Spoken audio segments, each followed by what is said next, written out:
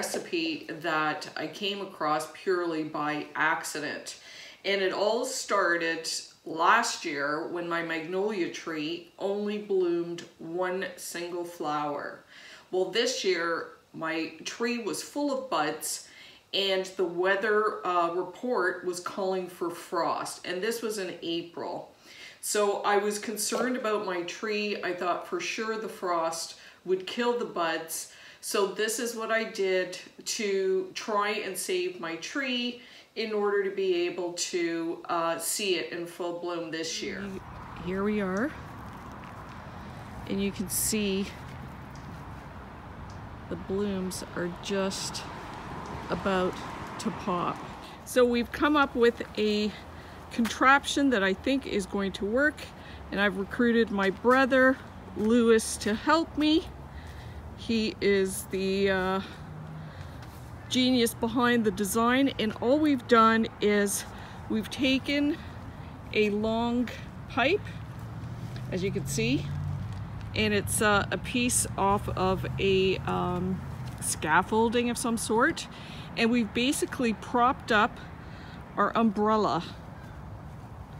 So the umbrella is sitting a good 3 feet above the tree, and then we've taken a mosquito net, which I had from a previous application design, and now we're attaching the fabric cloth that I use in the garden.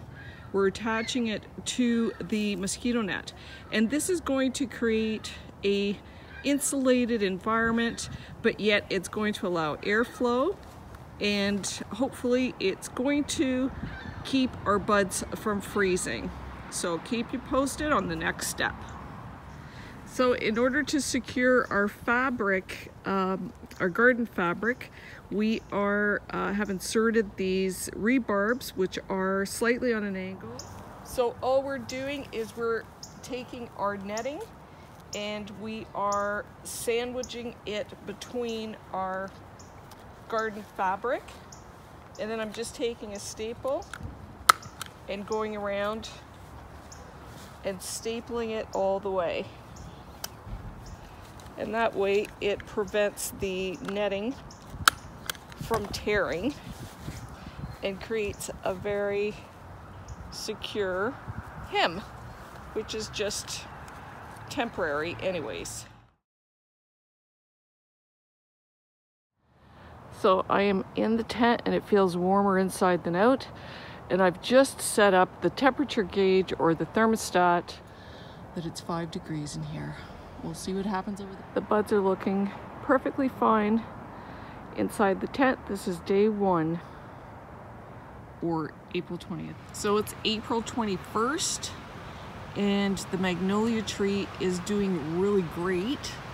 It feels really cold outside, but it is +2 in the tent. I think it's working. April 22nd, and we have snow. Perfect. The buds, they looking good. Oh, see, it's above 0. Looks like maybe 2 degrees in there. Perfect. It's May the 12th, and the magnolia is finally in bloom. Look at all these magnificent flowers. Look at that. Ready for the picking, but not that petal. So now you can see how well my tree did. I'd like to think that it was because of the blanket that I used, but the jury is still out. I'm not 100% sure that it would not have done equally as well had I not protected it. But at least it gave me extra insurance, because there was no way I was ending up with one bloom on that tree this year again. The interesting thing and why we are here making this recipe is that in doing some research and looking up how to protect the buds from frost, I came across all kinds of other information about the magnolia tree, namely that it's 95 million years old. This tree and flowers date back before bees, and it's theorized that it evolved to encourage pollination by beetles. Also, the tree and the flowers have a lot of medicinal purposes. It's been used in Chinese medicine for thousands of years. It's said to help allergies, asthma, wheezing, anxiety, and digestion. Also, it is said that all flowers of the magnolia are edible. So in doing my research, I came across pickled magnolia petals, which seem to be a favorite in a lot of parts of England, as well as being used in Asian cuisines. So the one video that I did watch where I learned this from was from the London chef. And I'm basically using the exact same recipe to make pickled magnolia petals. Actually, I picked my flowers, and now we're going to wash these 3 times in a lot of water to make sure that there's no bugs. So I'm going to go to the sink and so I've just got them in a bowl, and we're just going to wash them really thoroughly, dump out the water, and do it 2 more times. So now we've got the magnolias all washed, and all we're going to do is we're going to pull off all of the petals, but we're going to throw away the center stamen, which is this little guy. Very cute, but it is said to be bitter, so I am going to do it exactly the way that I have read. So I'm going to keep going on. And at this point, obviously, you want to discard any petals that are bruised or don't look so great.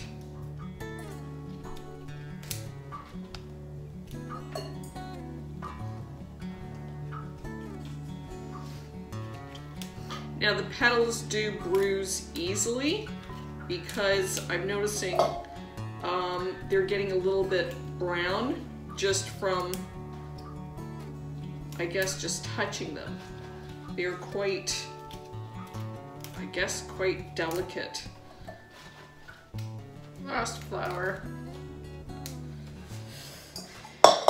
And no bugs. So now our petals are all cleaned and we're ready for the recipe. Now I'm making extra, I'm making 4 jars, but for your purposes, I'm going to give you the ingredients to make 1 jar.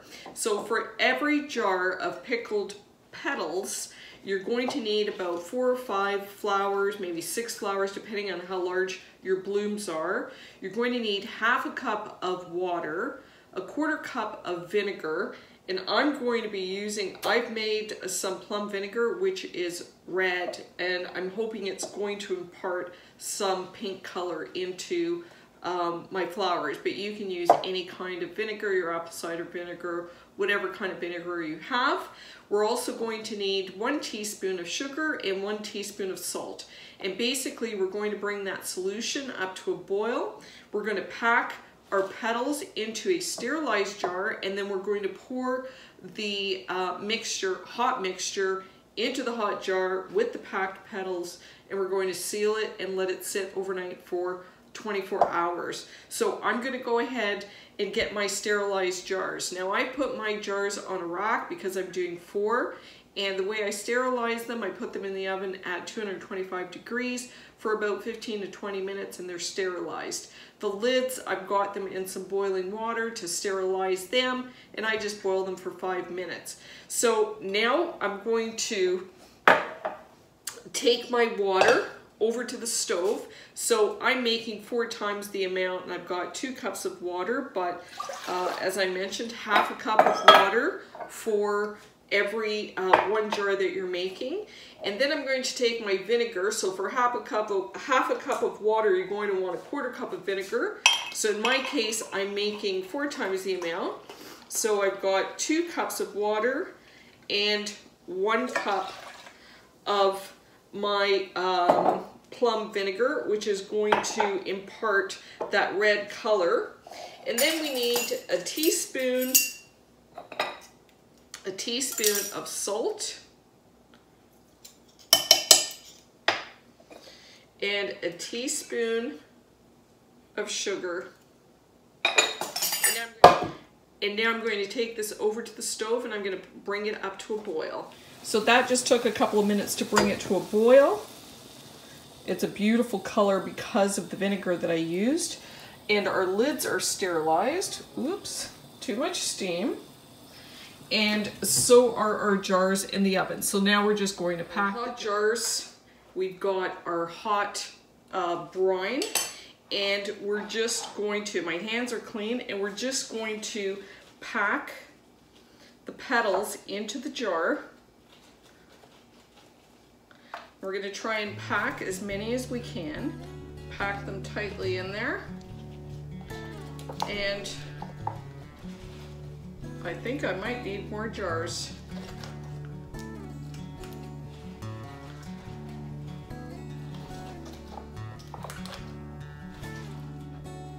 So they're all well packed in.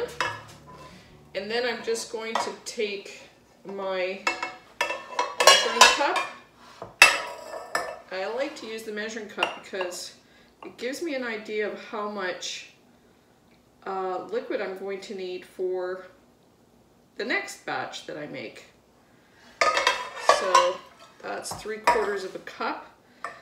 And it takes a second or two. I might have to go back and add a bit more liquid once the liquid goes around all the little petals in there. And I want to make sure that the brine is fully covering our petals. And then I've got my wand, which has been sterilized, and then I'm just going to cover.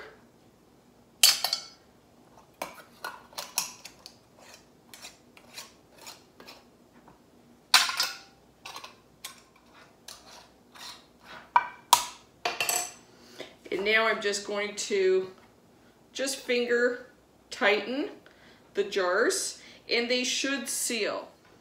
So you can see that we now have our 4 jars. These are sealed. I'm going to keep it in the fridge. These will keep for months because they're pickled, just like you would pickle any other vegetable. And although this is the first time I'm making them and I don't know exactly what they're going to taste like tomorrow, I can already guess what the flavor is going to be like, because you can just take a fresh petal and taste it, and it definitely has a little bit of that spicy ginger taste with some floral overtones. And I think this will be beautiful with salads or with pork. I think it would be really good. And if you're curious and you have a magnolia tree, get out there and try one of the petals. So if you like this recipe and you want to try it, I hope you share it, but I wouldn't share it if you're the only one with a magnolia tree on your street. Enjoy!